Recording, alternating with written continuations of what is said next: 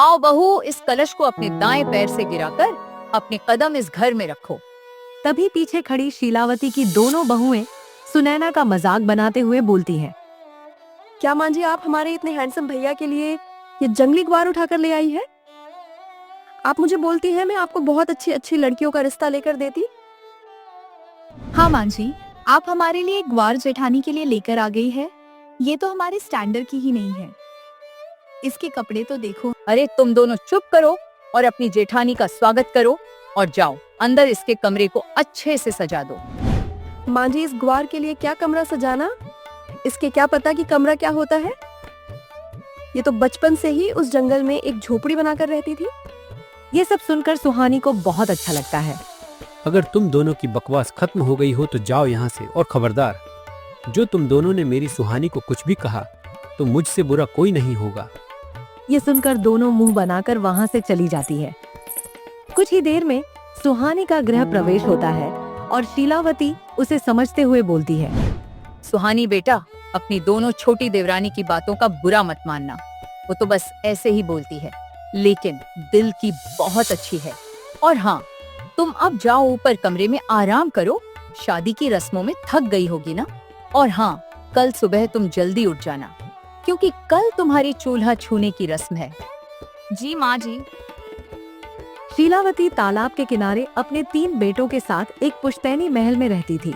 उसके पति की मृत्यु एक एक्सीडेंट में हो गई थी, जिसके बाद उसके बड़े बेटे समीर ने अपने घर की सभी जिम्मेदारी उठाई।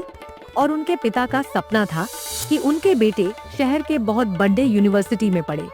इसलिए समीर अपने अपने दोनों भाइयों को शहर के बड़े यूनिवर्सिटी में एडमिशन करवा दिया। ऐसे ही समय बिता और दोनों भाइयों की पढ़ाई पूरी हो गई। और एक दिन घर की दूर बेल बजी। माँ, हम आ गए। शीलावती अपने बेटे को देखकर बहुत खुश हुई। तभी उनकी नजर उनके पीछे खड़ी लड़कियों पर गई, जिन्होंने जीन्स पहन रखी थी, हाथों में चूड़ा और मांग में सिंदूर था। हम आपके अपने साथ आपकी बहुएं लेकर आई है। मिलिए हमारी पत्नियों से सुनैना और काव्या। बेटा, अभी तो तुम्हारे बड़े भाई की शादी नहीं हुई और तुम दोनों ने शादी कर ली और हमें बताया भी नहीं। माँ, इसमें बताने की क्या बात थी? हम तो आपको सरप्राइज देना चाहते थे। आप कहती थी ना, तुम दोनों आ जाओ, मैं घर पर अकेले बोर हो जाती हूँ। देखो आप बोर हो सकती, क्योंकि सुनैना और काव्या आपके साथ हमेशा रहेगी। शीलावती कुछ नहीं बोलती है और चुपचाप अपनी दोनों मॉडर्न बहुओं का गृह प्रवेश करवाती है। बेटा, स्वागत है तुम दोनों का इस घर में, और अब से ये तुम दोनों का भी घर है। अब तुम आराम कर लो, थक गई होगी। कल तुम दोनों की पहली रसोई है। ये सुनकर दोनों परेशान हो जाती है। मां जी, पर हमें तो कुछ बनाना नहीं आता है। हाँ माँ जी, हम तो अपने घर में कभी किचन में भी नहीं गई हैं। खाना तो बहुत दूर की बात है। कोई बात नहीं बेटा, इसमें परेशान होने की कोई बात नहीं है। खाना घर के कुक बना लेंगे, तुम बस चूल्हे की पूजा कर देना। ये सुनकर दोनों बहुत खुश हो जाती है और अगले दिन शीलावती के कहे अनुसार चूल्हा की पूजा कर देती है। ऐसे ही एक हफ्ता बीत जाता है। शीलावती की दोनों बहुएं घर का कोई काम नहीं करती और हमेशा घर से बाहर ही रहती थी। ऐसे ही एक दिन, समीर बेटा, अब तुम भी शादी कर लो, क्योंकि मुझे एक अच्छी बहू चाहिए जो मेरे बाद इस घर को संभाल सके। मैं इन दोनों से तो कोई उम्मीद नहीं कर सकती है। हाँ, हमेशा घर के बाहर ही रहती है और घर में भी रहती है तो अपने कमरे में पड़ी रहती है। पता नहीं मेरे दोनों निकम्मे बेटों में, इन दोनों में ऐसा क्या देखा जो शादी करके यहाँ ले आया। हर वक्त बस पार्टी करती रहती है। माँ, आपको जो सही लगता है आप कीजिए। मैं शादी के लिए तैयार हूँ। आप लड़की देख लीजिए। मैं आपकी पसंद की से ही शादी करूंगा। चलो अब मैं चलता हूँ, आप अपना ध्यान रखना। इतना बोलकर समीर कार से कारखाने के लिए निकल जाता है। तभी रास्ते में उसका एक एक्सीडेंट हो जाता है और कुछ देर बाद उसकी आंख खुलती है तो वो देखता है कि वह एक जंगल की बीच में लेटा हुआ है। वहाँ एक लड़की जो बहुत सुंदर थी, लेकिन उसने पत्तों की ड्रेस पहनी हुई है, चूल्हे पर खाना बना रही थी और उसके शरीर पर लेप लगा हुआ है। ये मैं कहाँ हूँ और तुम कौन हो?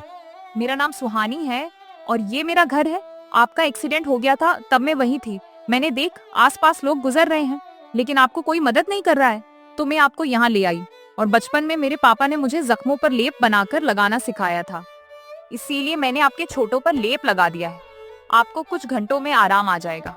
लेकिन तुम इस जंगल में, और तुमने ये पत्तों की ड्रेस क्यों पहन रखी है? और तुम्हारे घर वाले कहाँ हैं? मेरे माता की मृत्यु हो चुकी है, तब से मैं इसी जंगला को अपना घर मानती हूँ और यही रहती हूँ। इस जगह में अपने बाबा के साथ जुड़ी बूटी ढूंढने आती थी। उनके जाने के बाद मैं गांव छोड़कर यहाँ आ गई, क्योंकि सभी गांव वाले मुझे मनहूस बोलते थे। मेरे पास कुछ भी नहीं था, मुझे मेरी माँ ने सिलाई सीखी थी, तब मैंने इन पत्तों को तोड़कर अपने लिए कुछ कपड़े बना लिए। समीर को ये सब सुनकर बहुत बुरा लगता है। कुछ घंटे बाद समीर को आराम मिल जाता है और वह घर वापस जाता है और अपनी माँ से बात करता है। बेटा, तुझे ये इतनी सारी चोट कैसे लगी? तू ठीक तो है ना? अरे माँ, तुम परेशान मत हो, मैं बिल्कुल ठीक हूँ। रास्ते में मेरा एक छोटा सा एक्सीडेंट हो गया था, बस उसी में ये चोटें लग गई। तू अभी मेरे साथ डॉक्टर के पास चल। और ये क्या, तूने इस पर पत्ते का लेप लगा रखा है? ये सुनते ही समीर अपनी माँ को जंगल वाली सारी बात बता देता है। ये सुनकर शीलावती उससे बोलती है, बेटा, क्या तू मुझे उस लड़की से मिलवा सकता है? मुझे उसे मिलकर उसका शुक्रिया करना है। हाँ माँ, आप अभी चलो मेरे साथ। इसके बाद समीर अपनी माँ को लेकर जंगल में जाता है। वहाँ वो लड़की पत्तों पर खाना रख कर खा रही होती है। शीलावती को सुहानी समीर के लिए पसंद आ जाती है। बेटा, तुम्हारा बहुत बहुत शुक्रिया, तुमने मेरे बेटे की जान बचाई। अरे आंटी, इसमें शुक्रिया की बात नहीं, ये तो इंसानियत को दिखता है। बेटा, क्या तुम मेरे बेटे समीर से शादी करोगी? मुझे तुम एक ही नजर में पसंद आ गई हो। तुम्हारी ये सादगी मुझे बहुत अच्छी लगी। सुहानी ये सुनकर बहुत खुश होती है और कुछ ही दिन में सुहानी और समीर की शादी हो जाती है। इतना बोलकर शीलावती अपने कमरे में चली जाती है और समीर सुहानी को अपने कमरे में लेकर चला जाता है। अगले दिन सुहानी सुबह 5 बजे उठ जाती है और नहाकर एक पत्तों और फूलों वाली साड़ी पहनकर किचन में जाती है। पहले चूल्हे की पूजा करती है, फिर सबकी पसंद का खाना बनाती है। कुछ ही देर में वह सारा खाना बना देती है और रसोई साफ करके खाना डाइनिंग टेबल पर खाना भी रख देती है। जब सुबह के 8 बजते हैं तब शीलावती अपने कमरे से बाहर से आती है और डाइनिंग टेबल पर इतना सारा खाना देखकर हैरान हो जाती है। अरे बेटा, तूने इतना सारा खाना अकेले क्यों बनाया? अभी कुक आएंगे तो वो क्या करेंगे? माँ, आज मेरी पहली रसोई है और मैंने सबकी पसंद का खाना बनाया है और अब मैं रोज सबके लिए खाना बनाऊंगी। खाने की खुशबू पूरे घर में फैल गई। खाने की खुशबू से सभी लोग डाइनिंग टेबल पर आ गए। भाभी, वाह, मजा ही आ गया। इतना टेस्टी खाना खाकर कई सालों बाद मैंने ऐसा खाना खाया है। हाँ भाभी, आपके हाथों में तो जादू है। क्या खाना बनाया है? आखिर बहू किसकी है? ये खाना किसी अमृत से कम है। सभी लोग सुहानी के खाने की तारीफ कर रहे थे। ये देखकर सुनैना और काव्या को जलन होने लगती है और वह दोनों आपस में फुसफुसाते हुए बोलती है, दीदी, इसने तो आते ही अपना काम शुरू कर दिया। वैसे ही हम दोनों कोई हमारे पतियों के अलावा कोई पसंद नहीं करता और अब तो हमारे पति भी इस ग्वार के दीवाने हो रहे हैं। हाँ काव्या, ये कुछ ज्यादा ही चालाक बन रही है, लेकिन तू चिंता मत कर, हम इसकी चालाकी इस घर में नहीं चलने देंगे। इतना बोलकर दोनों अपने कमरे में चली जाती है। ऐसे ही समय बीतता है और रोहन और शिवांश भी सुनैना और काव्या से कम बात करने लगा। और एक दिन जब शीलावती अपनी दोस्त से मिलने गई हुई थी और तीनों कारखाने में थे, तब सुनैना ने किचन का गैस चालू करके छोड़ दिया और ये बात वह काव्या को बताना भूल गई। कुछ देर बाद काव्या को कॉफी पीने का बहुत मन होता है। किचन में जाती है और जैसे ही माचिस की चिल्ली जलती है, वैसे ही ब्लास्ट की आवाज आती है। ये सुनकर सुहानी और सुनैना अपने कमरे से बाहर आती है और घर की किचन में आग देखकर डर जाती है। तभी सुहानी जल्दी से एक चादर लेकर काव्या को बाहर निकलती है और फायर ब्रिगेड वाले को कॉल करे बुलाती है। कुछ ही देर में फायर ब्रिगेड आकर आग बुझाती है और सुहानी काव्या तालाब के किनारे लिटा लेती है और जंगल से कुछ पत्ते लाकर उसके पूरे शरीर में लगा देती है, जिससे कुछ ही देर में उसके शरीर की जलन कम हो जाती है। समीर, रोहन और शिवांश भी घर आ जाती है और काव्या को जल्दी से हॉस्पिटल लेकर जाते हैं। कुछ देर बाद काव्या अब ठीक है, लेकिन वह 30% चल चुकी है, इसलिए आपको उसका ध्यान रखना है। मुझे आप लोग एक बात बताइए, इनके शरीर में पत्ते का लेप लगा हुआ था, वो किसने लगाया था? जी, वो मेरे पत्नी ने लगाया था। क्या हुआ? उससे कोई परेशानी हो गई क्या? नहीं, उससे कोई परेशानी नहीं हुई, बल्कि वो पत्ता लगाकर अच्छा किया। उनके शरीर की जलन कम कर दी और उनको जल्दी आराम मिल गया। लेकिन वो पत्ता तो यहाँ मिलता नहीं है, और इस पत्ते के बारे में बहुत ही कम लोगों को पता है। हाँ डॉक्टर, मेरी पत्नी के पिताजी वो ऐसी ही जड़ी बूटी से लोगों का इलाज करते थे, इसीलिए उसे भी थोड़ा बहुत आता है। क्या मैं आपकी पत्नी से मिल सकता हूँ? हाँ, मैं कल उसे लेकर आ जाऊंगा। इसके बाद सब काव्या को लेकर घर वापस चले जाता है और उसे अपने कमरे में लिटा देते हैं। काव्या की ऐसी हालत देखकर सुनैना की आंखों में आंसू आ जाते हैं और वो सुहानी और काव्या से माफी मांगते हुए बोलती है। काव्या, मुझे माफ कर दो। आज तुम्हारी जो भी हालत है वो मेरी वजह से है।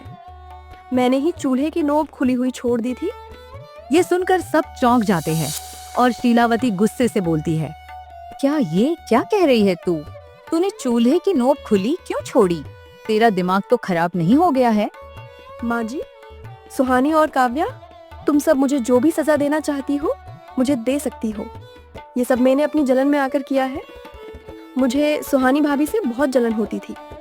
सब लोग उसे पसंद करते थे, हम दोनों से कोई बात भी नहीं करता था। तो मैंने सुहानी के लिए चूल्हे की नोब खुली छोड़ी और मैं काव्या को बताना भूल गई। लेकिन अब मुझे मेरी गलती समझ आ गई है। आप सब मुझे जो भी सजा देना चाहते हैं मुझे मंजूर है। तुम्हें तुम्हारी गलती समझ आ गई ना? हम सबके लिए यही बहुत है। हम तुमसे कोई परेशानी नहीं है और मेरे से जलन करने की जरूरत बिल्कुल भी नहीं है। तुम मेरी छोटी बहन जैसी हो। चलो अब रोना बंद करो, देखो सब ठीक है और हम दोनों मिलकर अब काव्या का ध्यान रखेंगे ताकि वो भी जल्दी ठीक हो जाए। ये सुनकर सुनैना सुहानी के गले लग जाती है और ये देखकर सभी घर वाले खुश हो जाती है। अगले दिन समीर सुहानी को डॉक्टर से मिलवाने लेकर जाता है और वहाँ डॉक्टर उसे अपने साथ काम करने के लिए बोलते हैं। सुहानी मान जाती है और ऐसे ही समय बीतता है और काव्या ठीक जो जाती है और अब तीनों मिलकर रहने लगती है। सुहानी का खुद का एक छोटा सा क्लिनिक खोलती है और वहाँ फ्री में गरीबों का आयुर्वेदिक इलाज करती है। आपको सुहानी के संघर्ष की कहानी कैसे लगी? और हाँ, आपको जंगल वाली बहू की ड्रेसेस अच्छी लगी या मॉडर्न बहू की? हमें कमेंट में जरूर बताएं। और अगर आपको हमारी कहानी अच्छी लगती तो इसे लिखे करना ना भूले और चैनल को सब्सक्राइब करके बेल आइकॉन दबाना ना भूले।